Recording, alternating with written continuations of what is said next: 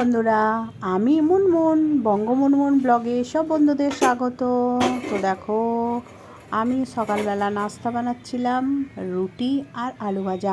মেয়ে স্কুলে গেছে, তো মেয়ের জন্য বানিয়ে দিয়েছি রুটি আলু ভাজা, তার সাথে আমরাও খাবো রুটি আলু ভাজা। তো দেখো, রুটিটা যদি এইভাবে সেঁকো তাহলে শরীরের পক্ষে কিন্তু খুবই উপকারী। আমি এইভাবেই রুটি বানাই।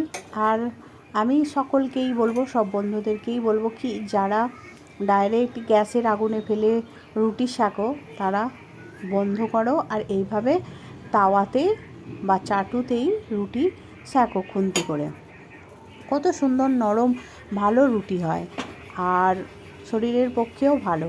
আর যদি গ্যাসে ফেলে রুটিটা সেঁকো, সেটার কিন্তু খুবই শরীরের পক্ষে হানিকারক। তো সেই জন্য সকলকে বলবো যে চাটুতে অবশ্যই রুটি সেঁকো, খুব ভালো রুটি হয়। তো দেখো, আমি চাটুতেই রুটি সেঁকি, আমি কিন্তু গ্যাসে ফেলে রুটি সেঁকি না।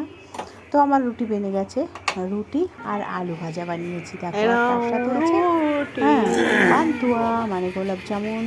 তো দেখো, আমি রান্নাটা করে ফেলেছি, করে কর্তামশাইকে খেতে দিয়ে দিলাম। মেয়ে খেয়ে স্কুল চলে গেছে এবং গরমের সাথে দিয়েছি তো গরম হয়ে গেছে। গোলাপ জামুন দেখো কালকে রাত্রে নিয়ে এসেছে। চলে এলাম এবার দুপুরবেলা। আজকে যেহেতু বৃহস্পতিবার, তো দুপুরবেলা আজকে আমি বানিয়েছি ফুলকপি আলু পোস্ত আর শিম ভাতে, আলু ভাতে। আর দেখো, তেল লঙ্কা বানিয়ে রেখেছি, তেল লঙ্কা দিয়ে মাখবো তেল লঙ্কা দিয়ে আলু ওটা শিমটা মাখবো, খেতে খুবই ভালো লাগে।